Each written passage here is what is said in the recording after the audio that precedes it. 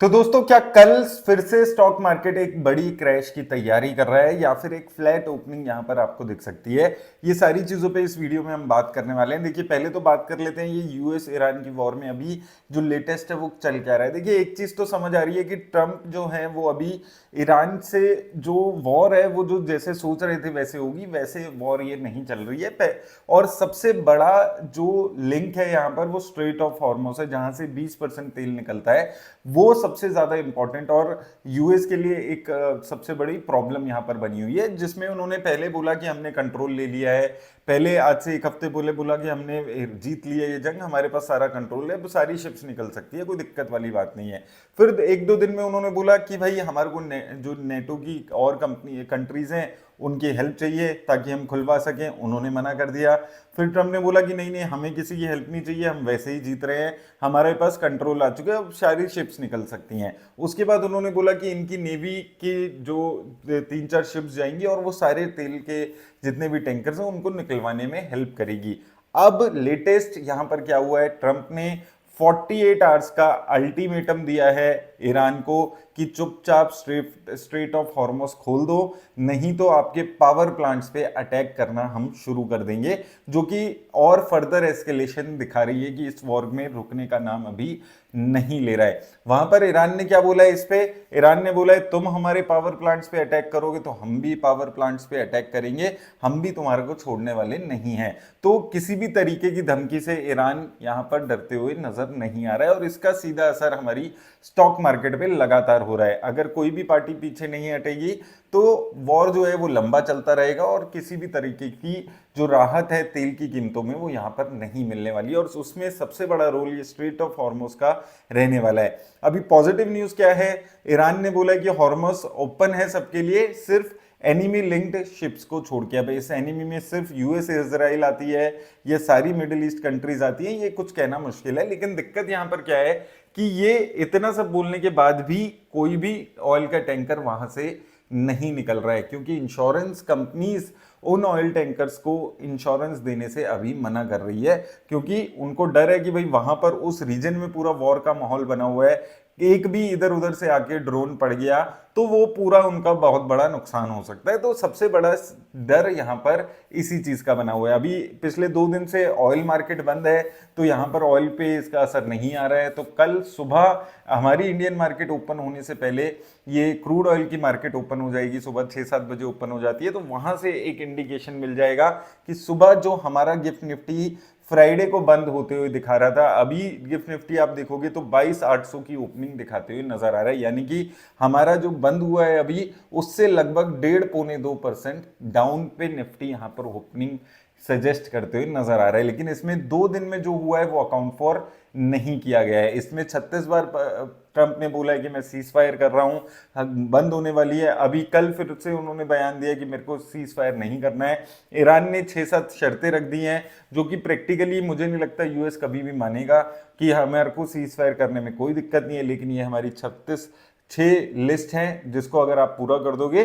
तो हम लोग वहां पर आपको रोक देंगे। अब ये 2 बड़ी न्यूज जो अभी मार्केट में नहीं प्राइस्ड इन होने वाली है, वो सबसे पहली जो हमने बात की थी इंडस्ट्रियल फ्यूल के प्राइसेस जो 25% बढ़े हैं, तो उसमें एविएशन, हमारी paint sector, FMCG sector, manufacturing sector, यहां पर 25% जो ये तेल की कीमतें बढ़ी हैं इंडस्ट्रियल तेल की, उसका इंपैक्ट अभी नहीं आया है कल की मार्केट में। तो उन कंपनीज पे एक बहुत बड़ा नेगेटिव इंपैक्ट यहां पर आ सकता है। दूसरा, आज एक और न्यूज आई है जिसमें जो फ्लाइट के फेयर थे उस पर पहले कैपिंग लगाई हुई थी गवर्नमेंट ने, आज वो कैपिंग भी हटा दी है। तो कल से हमारे यहाँ फ्लाइट के फेयर्स भी महंगे हो जाएंगे। तो जो बात मैंने 20 दिन पहले की थी कि डेफिनेटली इस वॉर का असर हमारी इकोनॉमी पे दिखेगा, तो देखिए गैस महंगी हो चुकी है। गैस महंगी होने के बाद भी मिल नहीं रही है ब्लैक में, 5,000-6,000 के सुनने में ऐसा आ रहा है। सिलेंडर भी अवेलेबल नहीं हो रहे हैं। अब इसके साथ साथ इंडस्ट्रियल ऑयल के प्राइसेस बढ़ गए और आज अब फर्दर आपको कल से देखने को मिलने वाला है कि फ्लाइट के आपके चार्जेस बढ़ जाएंगे। फ्लाइट की जितनी भी टिकट्स हैं वहां पर आपको बढ़ते हुए वो नजर आएंगे, क्योंकि गवर्नमेंट ने एक अपर कैपिंग लगाई हुई थी फ्लाइट फेयर्स की, जिसको अभी हटा दिया है। तो ये 2-3 न्यूज हैं जो इंडियन इकोनॉमी के एंगल से है, जो वहां पर प्राइस्ड इन नहीं हुई है। और सबसे बड़ा यहाँ पर साथ में जो ईरान की वॉर चल रही है, यूएस ईरान की वॉर है, वो तो है ही, लेकिन उसके साथ साथ एक चीज यहाँ पर ये भी है कि इंडियन इकोनॉमी में भी अभी जो एचडीएफसी बैंक का चीज चल रही है उसको निफ्टी ने प्राइस इन किया हुआ है, तो वहां से भी एक नेगेटिव वो फील आती हुई नजर आ रही है, क्योंकि निफ्टी पे एक अच्छा खासा परसेंटेज यहाँ पर एलोकेशन एचडीएफसी बैंक का भी है, जिसमें लगातार थर्सडे और फ्राइडे को एक अच्छी खासी गिरावट आपको देखने को मिली है। काफी लोगों के इंडिविजुअल म्यूचुअल फंड्स पे मेरे पास सवाल आ रहे हैं, उसके लिए मैं सेपरेट वीडियो यहां पर बनाने की कोशिश करूंगा।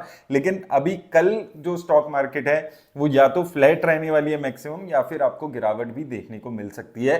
पिछला पूरा हफ्ता अगर आप देखेंगे तो फॉरेन इंस्टीट्यूशंस ने भर भर के सेलिंग किया है, हर 5 दिन में, पांचों दिन में सेलिंग की है, लेकिन ओवरऑल हमारी स्टॉक मार्केट पे ज्यादा असर नहीं था। अगर आप मंथ वीक ऑन वीक देखेंगे तो पिछले वीक हमारी जो निफ्टी इंडेक्स थी वो लगभग फ्लैट पे बंद हुआ था। 3 दिन बढ़ा, एक दिन बहुत ज्यादा गिरा 3.5% के आसपास, नेक्स्ट डे फ्लैट बंद हुआ, और अभी गिफ्ट निफ्टी 1.5% का क्रैश दिखाती हुई नजर आ रही है। तो एक चीज पक्की है, शॉर्ट टर्म में गजब की वॉलेटिलिटी आपको यहां पर देखने को मिलने वाली है। कोई 22,000 के टारगेट देगा, कोई 25,000 के टारगेट देगा, कोई 20,000 के टारगेट देगा, लेकिन ये सारे टारगेट एक ही फैक्टर पे डिपेंड करने वाला है, ऑयल के प्राइसेस कितने बढ़ रहे हैं, स्ट्रेट ऑफ हॉर्मोज खुलता है या नहीं खुलता है, वो बहुत ज्यादा क्रिटिकल चीज रहने वाली है। और ये 2-3 फैक्टर्स हैं जो कल की मार्केट में काम करने वाले हैं। फॉरेन इंस्टीट्यूशंस तो ऐसा लगता है कि अभी भी बेचने ही वाले हैं कल भी, तो वो एक फैक्टर मुझे लगता है हमेशा अभी पिछले कुछ दिनों के लिए, नेक्स्ट कुछ दिनों के लिए नेगेटिव रहने वाला है। डोमेस्टिक इंस्टीट्यूशंस कितना खरीद लेंगे उस पर भी डिपेंड करेगा कि मार्केट में कितनी रिकवरी आ जाएगी। मुझे ऐसा लगता है कि 21,800 22,000 ये मैक्सिमम डाउन साइड होनी चाहिए लॉन्ग टर्म में। लेट्स सी कि वो डाउन साइड यहां पर आती है या नहीं आती है। हम इन्वेस्टमेंट की बात करें तो हमने ऑलरेडी 2 इंस्टॉलमेंट लगा दी है, 24,000 23,000 इन 2 लेवल्स पे।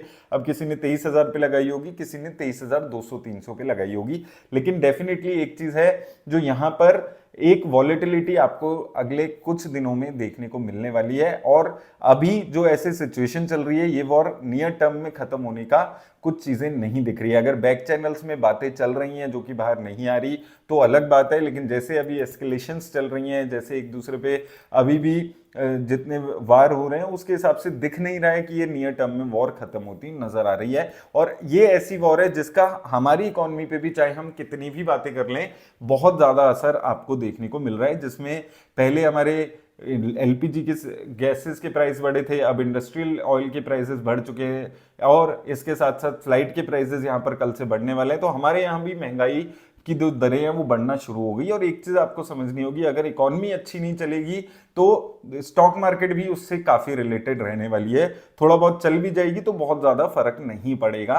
जब तक ओवरऑल इकोनॉमी ठीक नहीं होगी, जब तक ये सारे फैक्टर्स क्लियर आउट नहीं होंगे, तब तक अगर स्टॉक मार्केट में 500,000 पॉइंट का उछाल आ भी जाएगा तो वो टेम्परेरी उछाल रहने वाला है। तो एक हमारा जो रुपीज है वो 94 रुपीज पर डॉलर को क्रॉस कर चुका है, तो 94 के ऊपर अभी निकल चुका है, तो ये भी एक बहुत बड़ा नेगेटिव हमारे साइड के लिए रहने वाला है। तो ओवरऑल देखिए, सिर्फ वॉर की बात नहीं है, वॉर ने और फर्दर डैम्पन किया है चीजों को, लेकिन जो समस्याएं पहले थी, फॉरेन इंस्टीट्यूशंस की सेलिंग, रुपीज का डेप्रिसिएशन, कंपनीज के खराब रिटर्न्स, रिजल्ट्स जो आ रहे थे, वो 3 समस्या हमारे पास पहले से ही थी। उसके ऊपर ये ऑयल के बढ़ती हुई कीमतें हमारे पास एक एडिशनल समस्या यहां पर आ गई है। तो एक तो हमारी इकोनॉमी पहले ही अच्छा नहीं कर रही थी, हमारी स्टॉक मार्केट पहले ही अच्छा नहीं कर रही थी, और उसके ऊपर ये जो प्रॉब्लम यहां पर आती हुई नजर आई है, वो दोनों का कॉम्बिनेशन अभी हमारी मार्केट को गिराती हुई नजर आ रही है। लेकिन डोमेस्टिक इंस्टीट्यूशंस बहुत ज्यादा मार्केट को गिरने नहीं दे रहे हैं, और आने वाले टाइम में भी एक लेवल पर गिरने नहीं देंगे। म्यूचुअल फंड्स का काम है,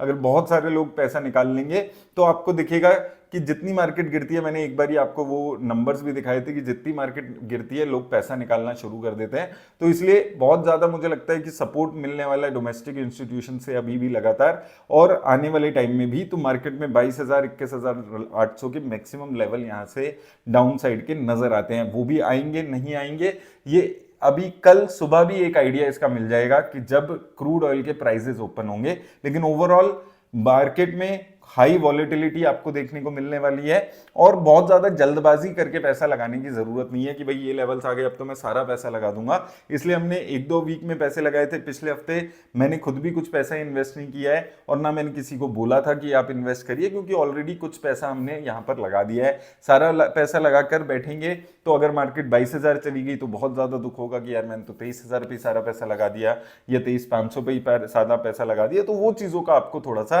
बैलेंस्ड अप्रोच रख के जरूरी है। मैं हर वीडियो में आजकल ये स्पेसिफिक बात आपको जरूर बोल रहा हूं जिसका आपको पूरा पूरा ध्यान रखना है, क्योंकि ये अभी 48 आवर्स के बाद क्या होने वाला है वो ज्यादा मायने रखता है।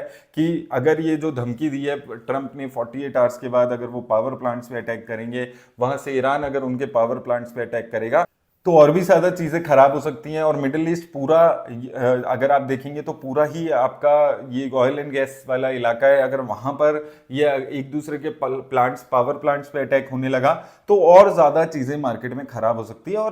और जो अभी प्रिडिक्शंस आ रही हैं वो $150-200 के आसपास के क्रूड ऑयल की प्रिडिक्शंस आती हुई नजर आ रही है। तो थोड़ा सा वेट एंड वॉच करके ऐसी मार्केट में चलना ज्यादा बेटर अप्रोच रहती है। कुछ पैसा आपने ऑलरेडी लगा दिया है, उसके बाद आप वेट एंड वॉच करिए। 500,000 पॉइंट्स ऊपर लेवल पे खरीद लो, वो बेटर है रादर देन कि आप वेट करें और मार्केट में फर्दर क्रैश यहां पर देखने को मिले, जिसकी जो उम्मीद है वो ज्यादा यहां पर नजर आ रही है, क्योंकि हमारे यहां पर भी जो चीजें हैं वो खराब होती हुई फर्दर नजर आ रही है। और ऐसा ही अगर चलेगा तो आप 10-15 दिन 20 दिन में आपको ये भी देखने को मिल जाएगा कि जो नॉर्मल पेट्रोल है उसकी भी कीमतें आपको बढ़ती हुई नजर आ जाएंगी। और वो कीमतें जब बढ़ेंगी तो और ज्यादा इंपैक्ट यहां पर आपको ट्रांसपोर्टेशन कॉस्ट बढ़ जाएगी कंपनीज की, और उनका सारे सबका एक कास्केडिंग इफेक्ट हर चीज पे यहां पर हो सकता है। तो ये थोड़ा सा अभी जो चीजें हैं वो इकोनॉमी पे डायरेक्ट इंपैक्ट डालती हुई नजर आ रही है। तो बच के रहिएगा, थोड़ा सा कॉशियसली इन्वेस्ट करिएगा।